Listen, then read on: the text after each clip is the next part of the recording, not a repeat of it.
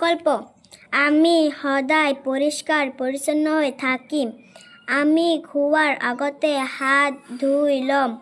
আমি সদায় খাদ্যবস্তু আৰু খোৱা পানী ঢাকনিৰে ঢাকি ৰাখিম।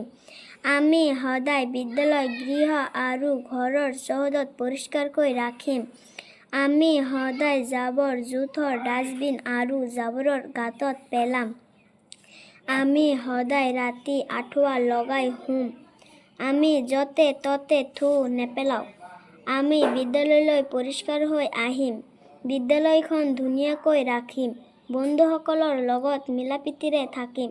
বিদ্যালয়ৰ নীতি-নিয়ম মানি চলিম। এইখন আমাৰ বিদ্যালয়। বিদ্যালয়খন আমাৰ আপোন। আমি সদায় বিদ্যালয়লৈ আহিম। শিক্ষাগুৰু আৰু জ্যেষ্ঠসকলক শ্ৰদ্ধা জনাম। আমি ছাত্ৰ-ছাত্ৰীসকলৰ দেশৰ ভৱিষ্যত নাগৰিক। আমি দেশৰ সন্মান অটুট ৰাখিবলৈ চেষ্টা পথত অগ্ৰসৰ হ'ম বুলি সংকল্প গ্ৰহণ কৰিলোঁ।